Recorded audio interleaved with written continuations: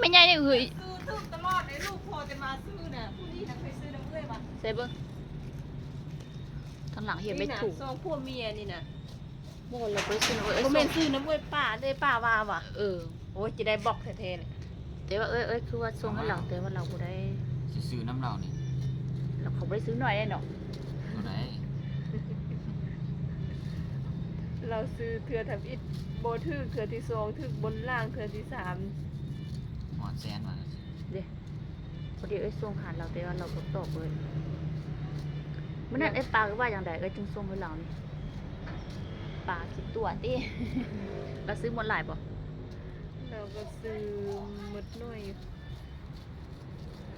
ตัวนี้เราซื้ออันนี้มันคือบนล่างเลยอันนี้อันเราซื้อ300,000ซื้อได้ซ้ำนี่ซื้อแต่ซ้ำนี่แต่มาซื้อเมื่อกี้นี่หมดไปปลา180,000ไปปลาตัวแล้วติไอ้ปลาน่ะ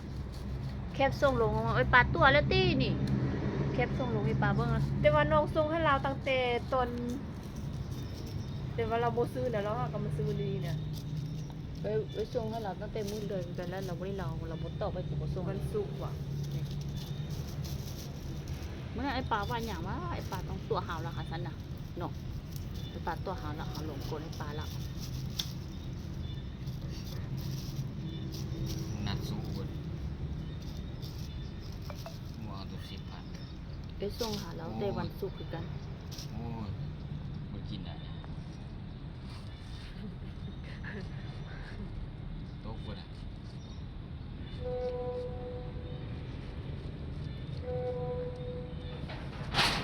น้องสาวให้น้องสาวฮับให้ตัวเองเราไปแต่งกินตัวเองไปแต่งกินเนาะเขาเต็มมาจับโทรศัพท์เราจึงเห็นไหมว่าบ่ทันแล้วจะไปครอบเราบ่ตกซ้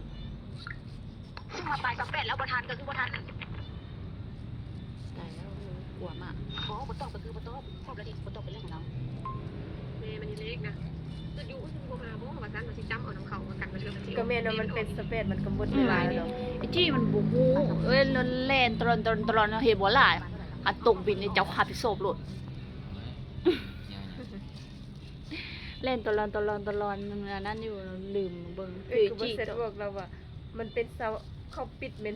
เสา5แล้วอันนี้เมนน้องสาวหักแล้วอย่าเดี๋ยวจะได้ให้เราเพียงก่อนนี่เราส่งมาสัก8 นาทีแล้วดิจี้มันกูบ่ฮู้เด้ขนาดไอ้จี้มันห้ามขนาดรวมอันนี้จี้มันยังส่งไปอันนี้มันยังส่งลงกลุ่มนะเนี่ย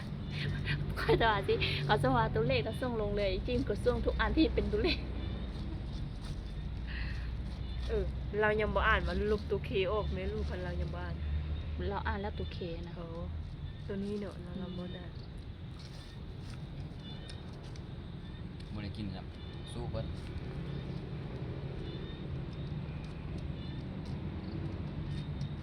ตัว5,000ซื้อเสือ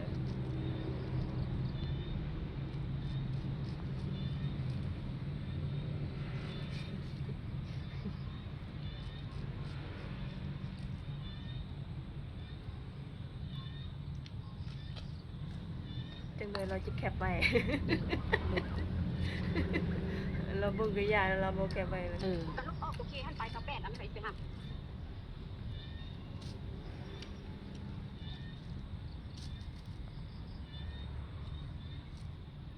เอ้ยตั้ง10,000ไว้นี่เลย